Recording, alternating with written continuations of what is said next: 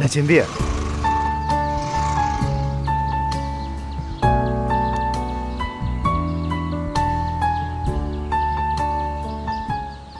Nang kai chalino?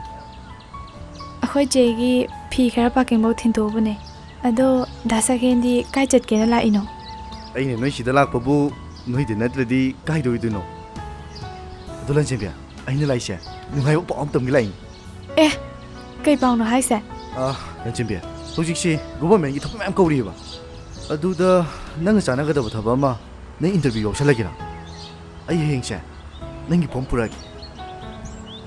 Dasa gen. Yauraga kari bukana doino da.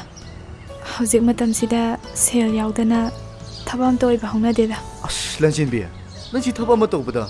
Wakhana ne te bishale. Aina haisini. Yaudu opshalo. Hayinge matang-matanggi tum thingna bhaidini. Pare. Ado nang yumu thimbiramage. Lo, chachilo.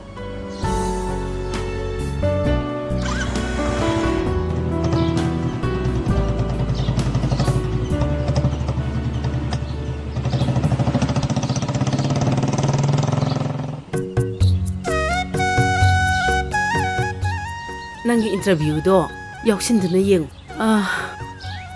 amaromda chen yaudana khalakani haibase mangdra manga tanbagumba adubu ama oiro yausinduna yengsi farese ngasidine iche thabak khara thengna chatlagi chak to iche thongbirurage Indomsa ibo thoi lao changlo lao bima nang morabda lojin Hoi.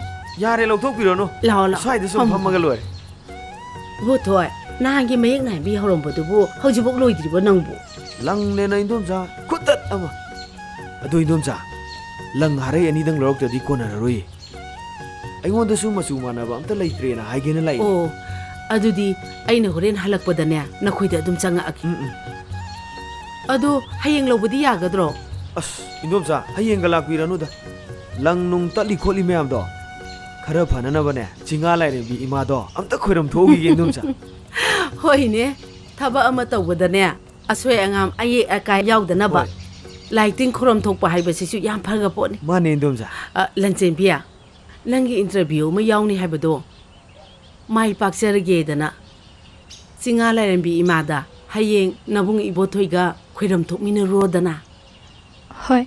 Khairamagi che.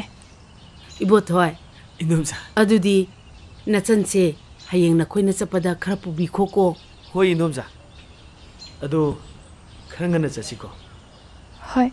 Indomsa ai chalage ai ne langdo amta samugi hoi masi